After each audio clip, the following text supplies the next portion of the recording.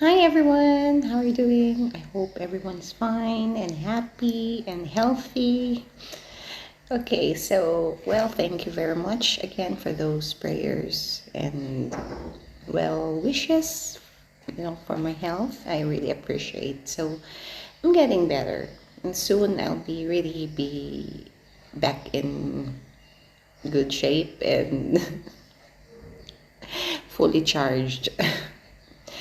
So yeah, hopefully I will have my results for my bone scan probably next week. So I'm waiting for it, and finally I'll be okay, and we'll go back to work because 6 weeks is gonna be. It's actually too long, but what can I do?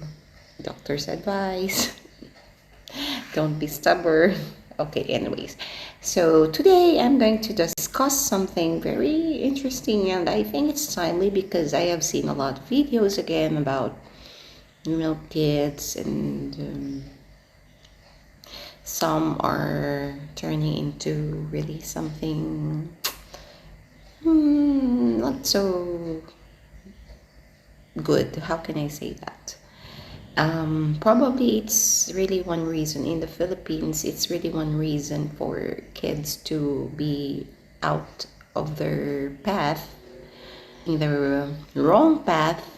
Let me say it that way, because of lack of guidance and some emotional stress, emotional instability, and certain traumas and issues within their family. So again, family is very important in the Philippines, and when someone loses one family member, let's say the parents got separated, it's really a big impact to the kids, and it's really hard. So like mine, I really had a lot of hardships and struggles, even for the father.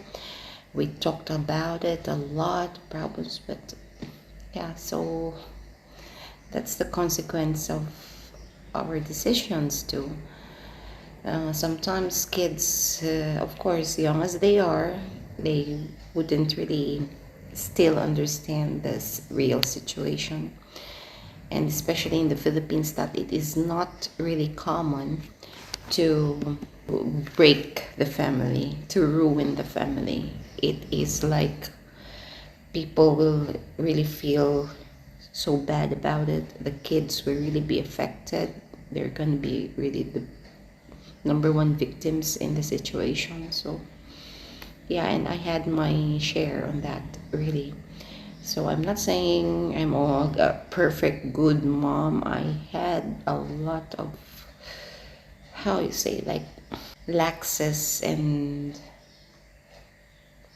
I lack a lot of things that I should have done being a mom to them, and that made me so guilty that I suffered. Actually, my anxiety and depression was really attacking me that much that time. But then I began to learn to accept reality and things like that. Anyways, so why am I saying this? A bit of my background, because people doesn't realize that we sometimes, due to our own selfish wants, selfish desires, egocentric decisions like that, we don't really thought of other people that is going to be getting hurt or getting affected, because we just want what we want. We don't consider other people who, especially, your, for example, your kids. Yes, I was guilty of that too in some of my decisions, actually. So I asked forgiveness to my kids because I felt that it wasn't right for me to do those things. For example, I've seen a lot of videos also,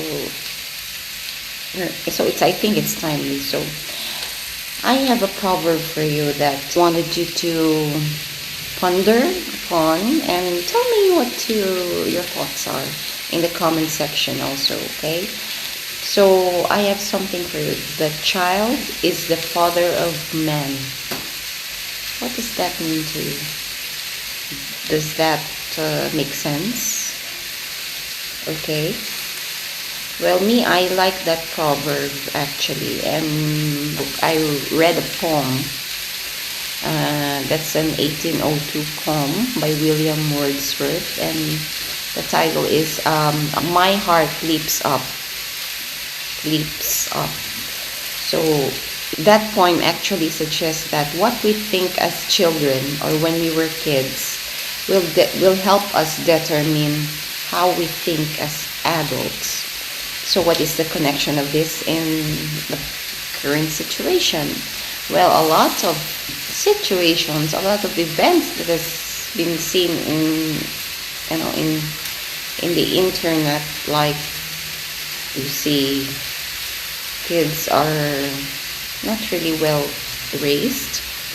Sorry if I maybe this might sound judging or something, but you can see in the videos that there have been some juvenile delinquencies and all these problems. I've seen one, and that's why I remember this proverb. So it means that the personality traits, values, and other qualities that a person has as a child are likely to be displayed when they also grow up as an adult. So these personality traits actually are developed and honed by the kids from their environment most of the time. So how they grow up, what they see around, it's very critical stage for them. So if, for example, if a child grows in a place or a family or an environment that is full of violence, like always hitting each other, always fighting, always verbally abusing each other like this, the child will grow up to be like that in the future. That's why it is important that both parents are really there in their specific roles. Like the man would be disciplining, the woman would nurture, at the same time morally support, morally teach them, and follow up what the man has said. Of course, yes, women would be like a pacifier because of their emotions, and they're very soft. But sometimes they are needed to also like discuss it in a subtle way and give the moral support and the emotional support to the kids, which they also need. So it's always a balance actually. So you have seen my previous videos. If you would wish to, I hope you can review it. There are 2 parts. Raising kids the Filipino way. So I think it's gonna be helpful to learn and understand how we nurture, hone, raise our kids. Mostly the point of this video is to probably remind ourselves, like we have a saying in the Philippines that the children is the hope of the fatherland. So that's why it is very, very important for us to be with the kids in their early growth and development, as well as during their teens, which is very a delicate stage. And partly we also train them in household chores and other light responsibilities at home, or even the value of saving and budgeting. Like my dad, before, he used to give us, for 1 week, he will give us an allowance, school allowance. And then if you will finish that, let's say 100 pesos for 1 week, if you finish that 100 peso for 1 week before Friday, let's say you finish it Thursday, you can't ask for money anymore. So it's your planning how to budget it that it will reach until Friday. Then by Monday or Sunday evening, he will give again for the next week. And then when they fight inside the house, my mom and my dad, especially during those later years that they're really bad fight, not beating physically, but shouting and really arguing. And we are not used to that because we never hear them fight, because always most of the families in the Philippines, when of course it's normal for couples to have conflicts, disagreements, and sometimes a bit of shout, higher voice like that, shouting or whatnot. They, as much as possible, they will hide it from the kids. The kids shouldn't be there. The kids should not hear you arguing. So sometimes some of the families, when they are, for example, the couples are arguing, and suddenly out of nowhere the kid will come inside the room or came in to hear that they are doing that, they will stop and change the topic and act like they're sweet to each other. Sweet, but this because they believe that it will really affect the kids as they grow up, and it's not really good. Adult talks like that. So that's how we usually do it in the Philippines. And that time, my mom and dad had a really big fight, and they didn't know that I heard them. So I went to the outside their door in their bedroom and listened like that, and they were really shouting. It's my first time ever. I think I was like 8 years old at the time, or 7, 8, I think is. And then maybe let's say like after a minute or two that I was doing like this on the door, and I hear like slamming of things, breaking of things like this. I'm really sure, and my heart was really like squeezed tight, and I can't hold my emotions anymore. So I cried. I tried to hide my crying, like I silently crying, but of course it's too much, and then began to like all of a sudden, and my dad heard it. So they stopped, they opened the door, and he carried me. And he said, sorry, like this, baby, sorry, no, we're just talking, like this. So stop crying, it's okay, we're gonna be okay, we're gonna solve it. It's just a little, he will explain like that. Don't worry, like that. And they hugged me, both, my mom also, but my dad was really the one. Oh my gosh, I think I'm biased, right? I'm more talking about my dad. But yeah, my mom is really nice and sweet also. A very, very generous woman. She will always, maybe I got that from her. She will cook a lot, and then she will give to the neighbors. And she likes to see other people happy too. Like when they say that, oh, I like the way you cook, or this is delicious. It's the first time. She's gonna smile and she said, oh, nice that you like it, thank you, like that. So anyways, yeah, probably because I didn't grow up more with my mom, because she went away. After they got separated, and we didn't hear from her like 3-4 years without communication, nothing at all, no text, no calls, no letters, no emails, nothing. And we didn't know where she is, where she was. She just went back when she knew that my dad is already, lying in that big box at home that time, February 2nd.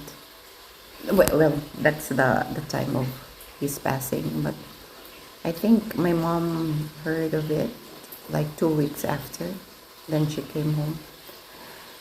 Anyways, that was the past. A lot of my gosh, if you only know how much I have seen and witnessed in my childhood until oh my, you don't even imagine. It's these movie companies won't even have to pay me like $1 million, maybe more than because my story is unique and really too heavy drama. That's why I always want to laugh after, but realize all these things after I moved on, after I had peace in my mind and in my heart, because I was already sick and tired of the pain, the crying, and I said, "Oh my God, what you can, tears can't solve anything. Tears can't bring back everything that had happened already in the past." So there's still, a rainbow after the rain. So just keep on hoping and be positive. Anyways, ad libs. But I know, it feels good also to share, because I think there would be a lot of lessons that maybe some people will also learn from my story.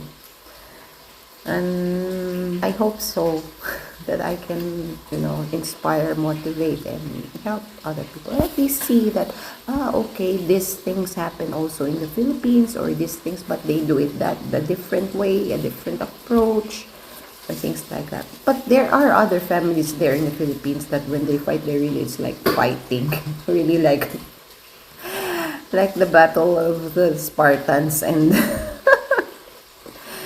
But of course, there are no perfect couples, no perfect relationship, it's really no perfect people, perfect place. Where in the world can you see that? My gosh. Important really is like the kids are. What's the song? I believe the children are our future. Teach them well and let them lead the way.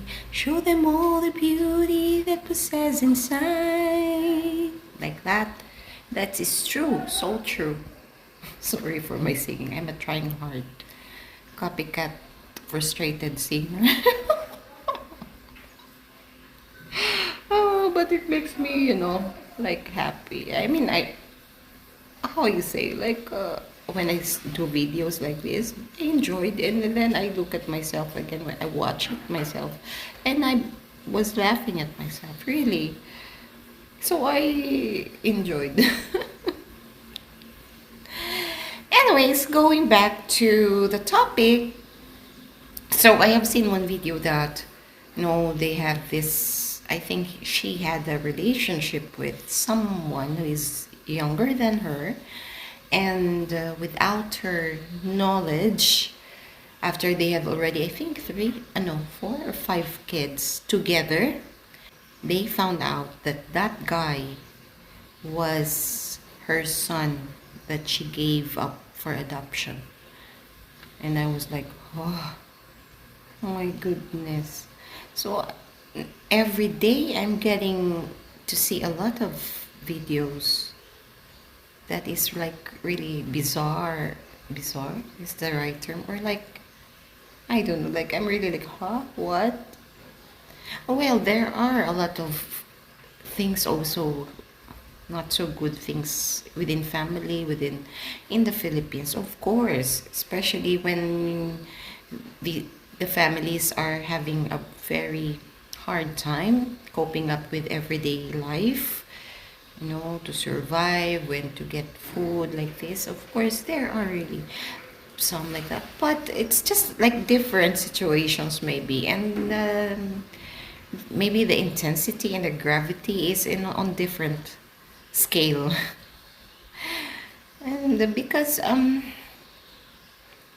really, if you happen to go to the Philippines, or if you have friends there, they will tell you that the family is really very tightly knit in the Philippines, and kids are really, really, how you say, looked after.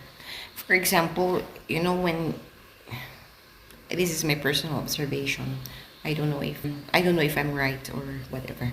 So when I see some, like, as young as like 1 2 years old, they are just living, walking in the street on the pavement, and then the moms or what, they just don't hold the hand, or we don't usually do that in the Philippines. Like, if a kid is there, you're always following, like holding the kid because you're really scared that